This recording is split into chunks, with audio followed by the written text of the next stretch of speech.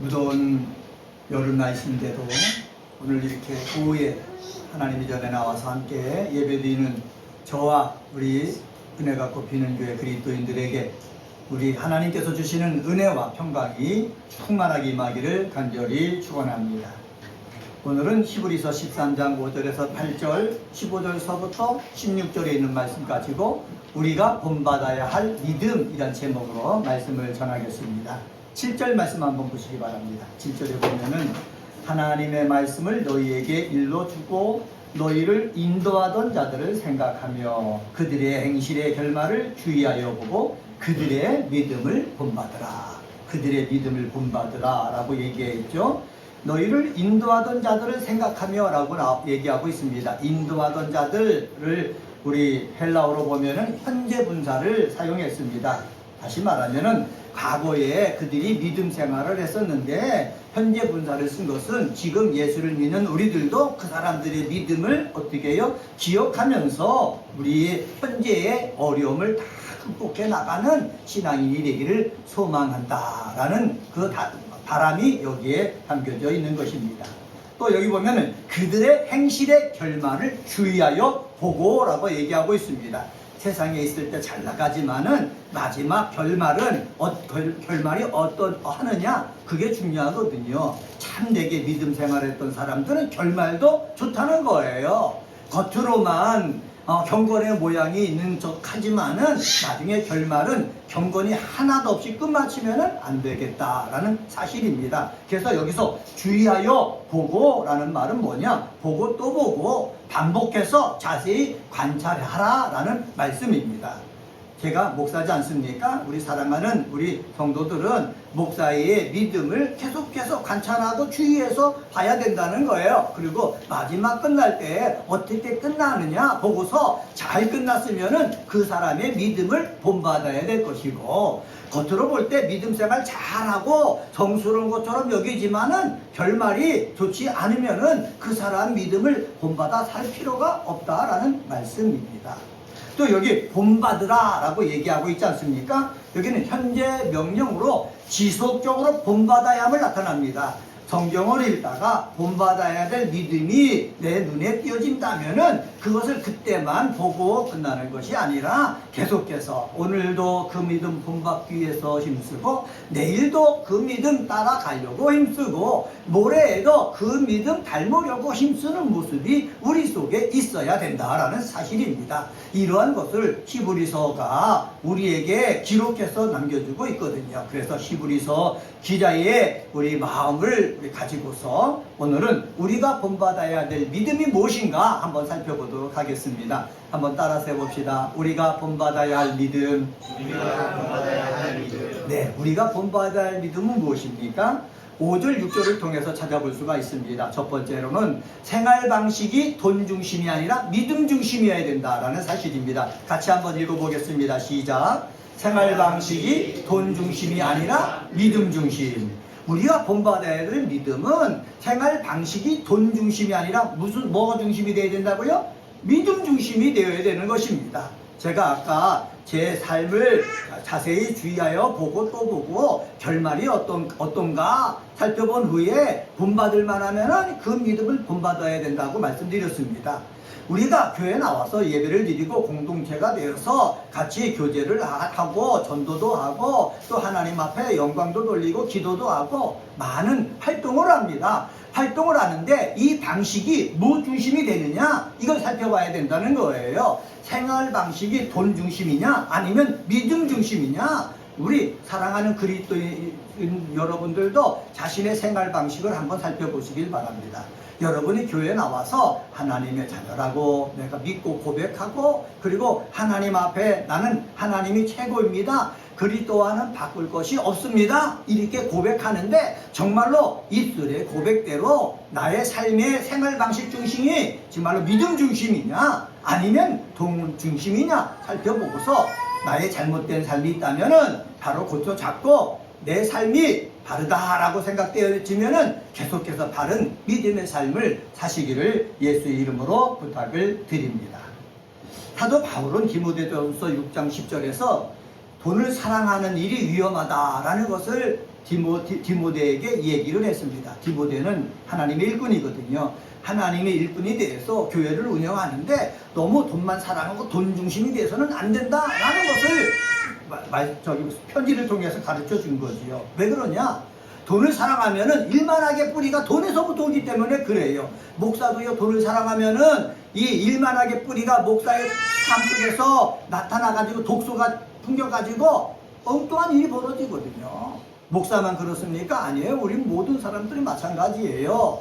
우리 돈을 사랑하는 것이 일만하게 뿌리가 되기 때문에 돈 중심의 삶을 살지 말고 무슨 중심의 삶을 살아야 된다? 믿음 중심의 삶을 살아야 된다는 거예요. 한국에 많은 이단 사이비들이 있습니다.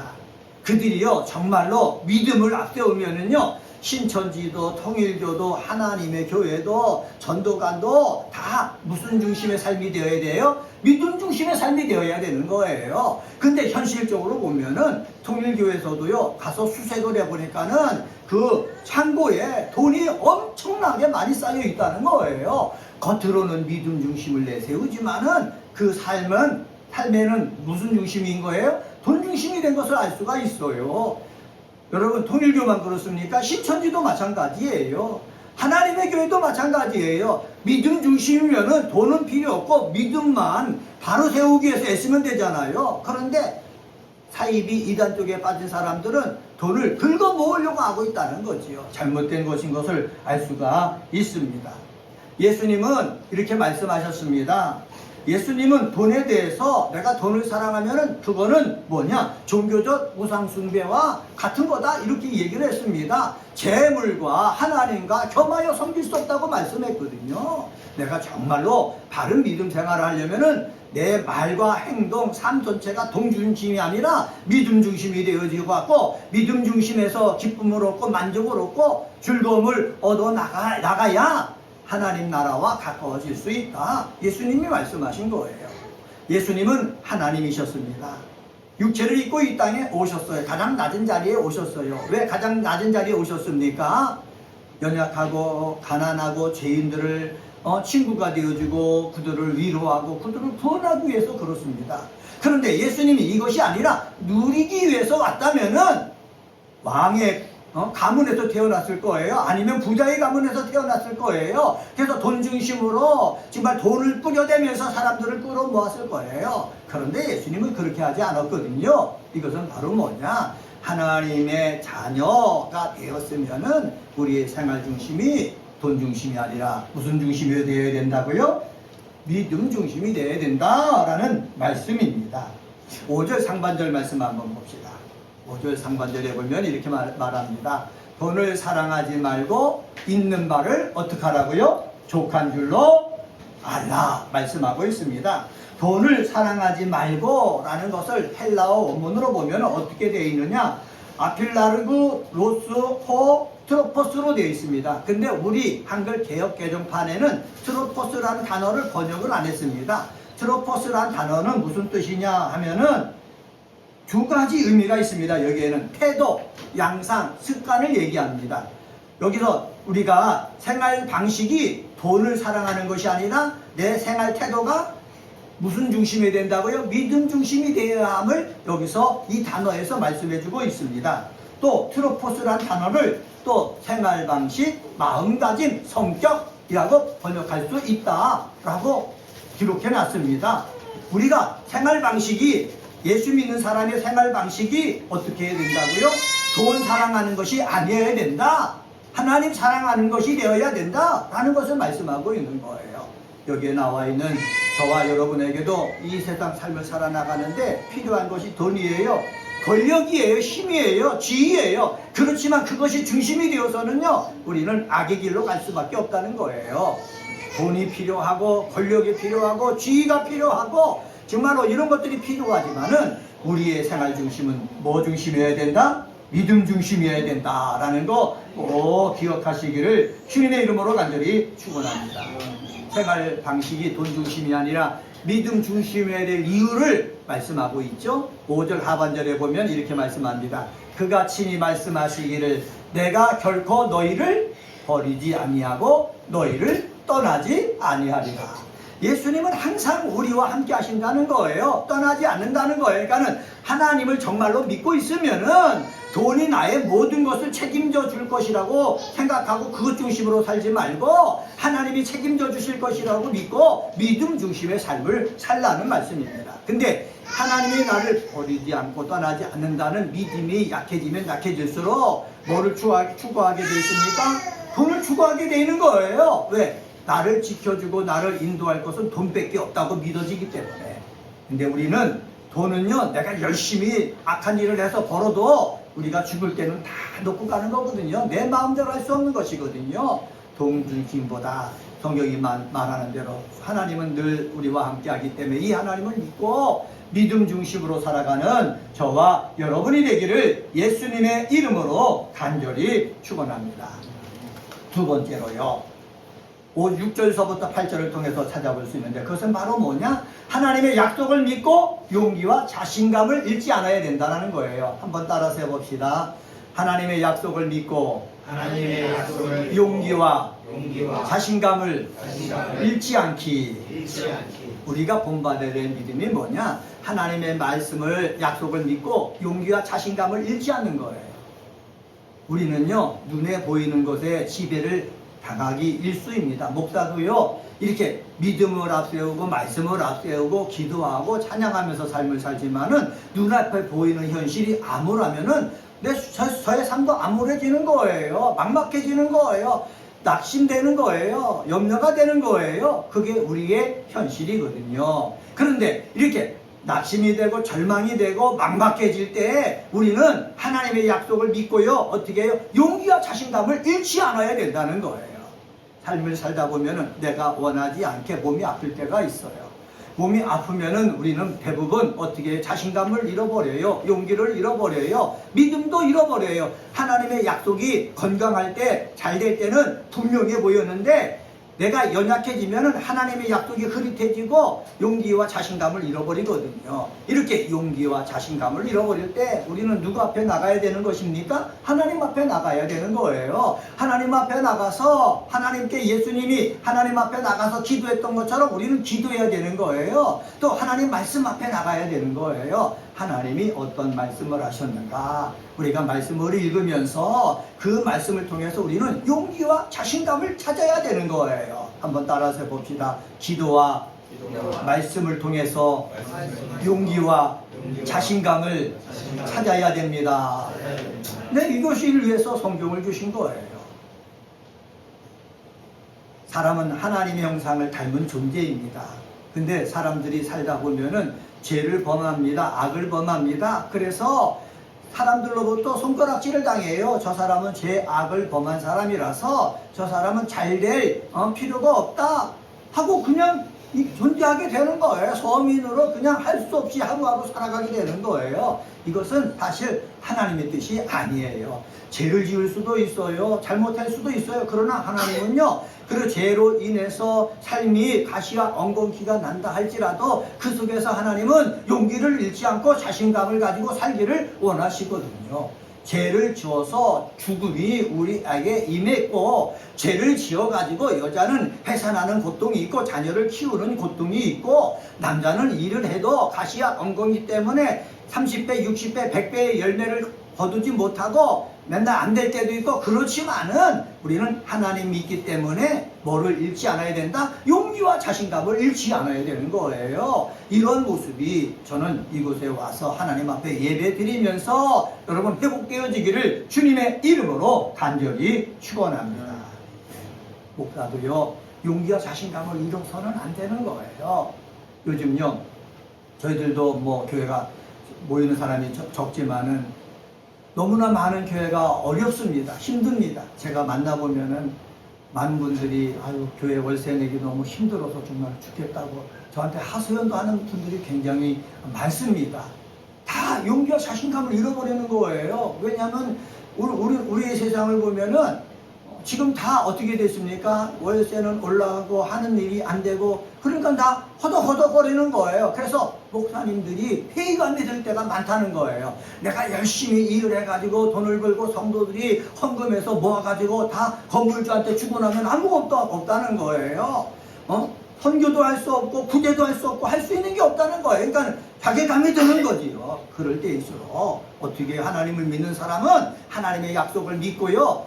교회 와서 기도하고 교회 와서 예배 드리고 찬양할 때마다 뭐를 회복해야 된다고요? 용기와 자신감을 회복해야 된다는 사실입니다. 목사가 용기와 자신감을 회복해야 교회가 사는 거예요. 성도들이요 살아가는 거예요. 목사만 그렇습니까? 아니에요. 성도들도 마찬가지예요. 이 세상 사는 게 얼마나 힘듭니까? 요즘 우리나라가 얼마나 더워요. 습도가 많잖아요. 저도요 조금만 걸어보면 땀이 줄줄줄 흘러요. 불쾌지수가 높아지는 거예요. 제가 요양보호사로서 어르신들 데어케어 센터에 제가 가서 근무하지 않습니까? 불쾌지수 높을 때는요 그분들이 서로 막 싸우는 거예요. 큰 소리 치고 막 싸우는 거예요. 얼마나 마음이 안쓰러운지 몰라요. 여러분 불쾌지수가 높아가지고 내 정상적인 생활에 대해서 막 화가 나도 우리들은요 평안을 잃어서는 안 되는 거예요. 마음속에 감사를 잃어서는 안 되는 거예요. 용기와 자신감을 잃지 않아야 불쾌지수가 높아도 그것을 극복할 수가 있는 거예요. 우리 사랑하는 그리스도인들은 불쾌지수 때문에 여러 가지 힘들었고 막 승질이 나더라도 용기와 자신감을 잃지 않고 평안을, 기쁨을, 감사함을 유지하시기를 주의 이름으로 간절히 축원합니다. 성경은 말하는 거예요. 이렇게 삶이 어렵고 힘들어서 불쾌지수 때문에 화가 나고 막 그럴 때 이렇게 말합니다. 6절 하반절 말씀 봅시다. 6절 하반절 6절 말씀을 같이 한번 읽어보겠습니다. 6절입니다. 시작. 그러므로 우리가 담대히 말하되 주는 나를 돕는 이시니 내가 무서워하지 않겠노라. 사람이 내게 어찌하리요. 여기 보면은 성경은 뭐라고 하냐? 담대히 말하라는 거예요. 담대히 외치라는 거예요. 예? 이 담대히라는 말을 보니까 현재 분사로 되어 있다고 주석서에 설명하고 있다고요. 담대히 계속해서 어떻게 해요? 용기를 가지고 자신을 가지라는 의미라고 말씀하고 있어요. 힘들 때일수록 우리 예수 믿는 사람은, 기도하는 사람은, 예배하는 사람은 담대히 자신을 향해서 어떻게 외치라는 거예요. 어떤 외침을 하라 그러느냐? 주는 나를 돕는 이시다. 한번 따라서 해봅시다. 주는 나를 돕는 이시다. 한번 다시 한번 오른손을 쥐고 한번 주는 나를 돕는 이시다. 시작. 주는 나를 돕는 이시다. 아멘. 우리 한번 두 번만 더 하겠습니다. 두 번 반복합니다. 시작. 주는 나를 돕는 이시다. 주는 나를 돕는 이시다. 네. 삶이 어렵고 힘들고 용기가 없어지고 자신감이 없어졌을 때에 정말 하나님을 만난 사람은, 내가 하나님을 아버지라 부르는 사람은 두 손을 주먹을 딱 쥐고 담대히 외치라는 거예요. 그래서 용기를 가지라는 거예요. 주는 나를 돕는 이시다. 주는 나를 돕는 이시다. 주는 나를 돕는 이시다. 그러니까 여기서 좌절해서는 안 된다. 낙심해서는 안 된다. 힘을 내야 된다. 자꾸 자신을 향해서 어떻게 해요? 명령하라는 거예요. 자신을 향해서 명령할 때에 성령이 역사하고 말씀이 역사해가지고 용기가 생기고 자신감이 생겨가지고 아무것도 없다 할지라도 내 몸에 암이 걸려서 죽는다고 할지라도 내가 최선을 다해서 살 수가 있는 거예요. 이런 믿음의 사람들이 다 되시기를 주의 이름으로 간절히 축원합니다. 또요, 이 히브리서는 뭐라고 말씀합니까? 8절에서 이렇게 얘기합니다. 8절 말씀 한번 봅시다. 8절에 보면은 같이 읽습니다. 시작. 예수 그리스도는 어제나 오늘이나 영원토록 동일하시니라. 또 외친다는 거예요. 예수 그리스도는 어제나 오늘이나 영원토록 뭐하다? 동일하시다. 이전에 내 믿음의 선배들이 살았을 때의 예수 그리스도, 지금 내가 문제를 가지고 고통 속에 있는데 이때의 예수 동일하시다는 거예요. 이것을 외쳐서 용기를 회복하고 자신감을 회복하는 저와 여러분이 되어지기를 주님의 이름으로 간절히 축원합니다. 맥클라켄 목사님은요, 그리스도에게서 흘러나온 모든 사랑은 지금도 그에게서 흘러나온다. 그는 언제나 어디서나 늘 동일하시다 라고 설명했습니다. 또 휴즈라는 신학 박사는 뭐라고 그랬느냐? 과거의 조상들과 함께 계셨던 그 동일한 그리스도께서 지금도 너희와 함께 계시고 장차 우리 뒤의 세대에 함께 종말실까지 계실 것이다 라고 얘기했습니다. 예수께서 늘 우리와 함께 계시기 때문에 우리는 이 믿음 가지고 용기와 자신감을 회복해 가지고 내 가정에서도 힘있게 살고 감사하며 살고 웃으면서 살고 여유있게 살고, 그리고 눈에 보이는 현실 때문에 저주처럼 저주 속에 놓여있는 그 지옥처럼 살지 말고 천국처럼 살아가는 우리 믿음의 사람들 다 되시기를 예수의 이름으로 간절히 축원합니다. 세 번째로 15절 16절을 통해서 찾아볼 수 있는데, 그것은 바로 뭐냐? 예수의 이름으로 찬미와 선행의 삶을 살라는 것입니다. 한번 따라서 해봅시다. 예수의 이름으로 찬미와 선행의 삶을 살기. 예, 내가 예수를 믿잖아요. 그러면은 삶이 어렵고 힘들고 내가 몸이 아프고 내 환경이 막막해도 찬미와 선행의 삶을 살자라는 말씀입니다. 15절에 보면 이렇게 말씀합니다. 그러므로 우리는 예수로 말미암아 항상 찬송의 제사를 하나님께 드리자.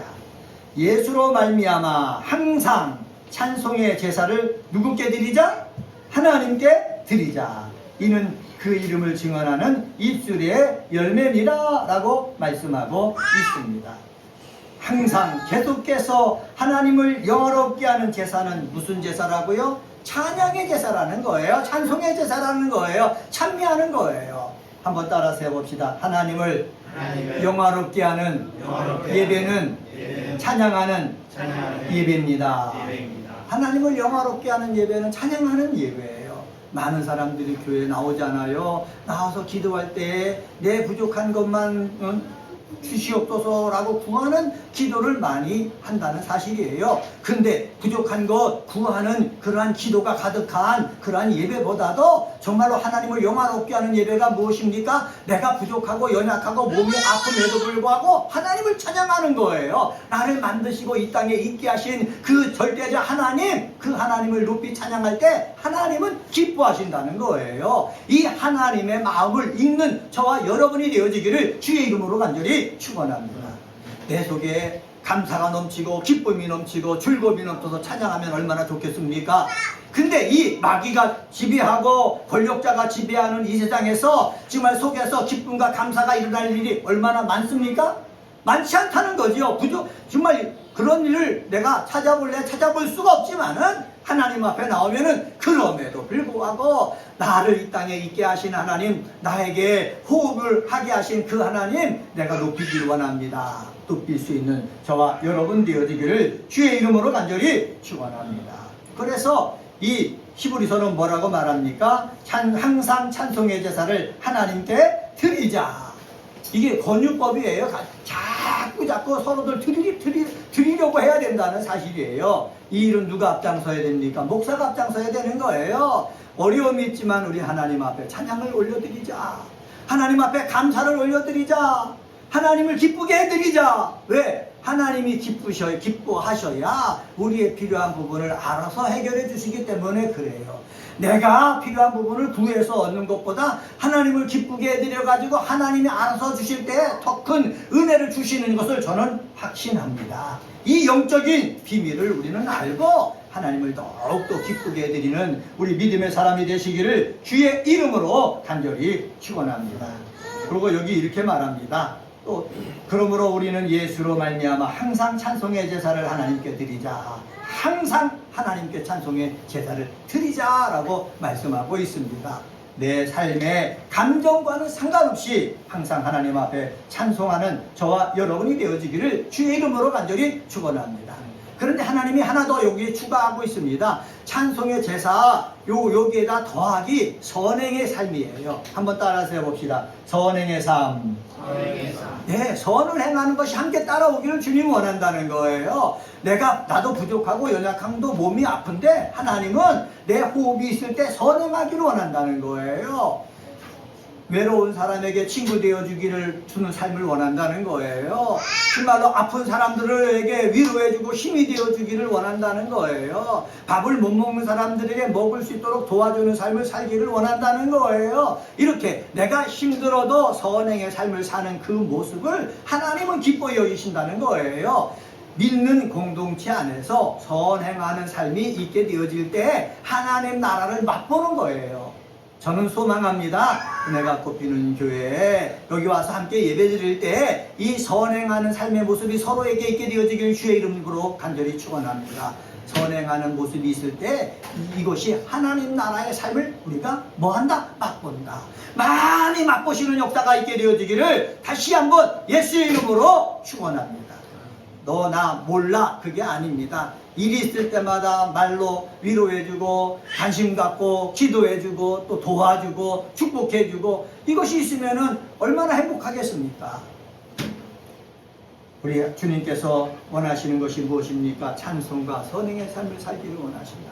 이러한 삶을 사는 저와 여러분이 되어지기를 주의 이름으로 간절히 축원합니다. 오늘은 히브리서 13장 5절서부터 8절 15절 16절에 있는 말씀 가지고 우리가 본받아야 할 믿음이란 제목으로 말씀을 전했습니다. 우리가 본받아야 할 믿음은 무엇입니까? 생활 방식이 돈 중심이 아니라 믿음 중심이어야 된다. 우리가 본받아야 할 믿음은 하나님의 약속을 믿고 용기와 자신감을 잃지 않아야 된다. 우리가 본받아야 할 믿음은 예수 이름으로 찬송과 선행의 삶을 살아야 되는 것이다. 말씀드렸습니다. 이러한 귀한 삶의 모습이 저와 여러분 속에 있게 되어지기를 주님의 이름으로 간절히 축원합니다.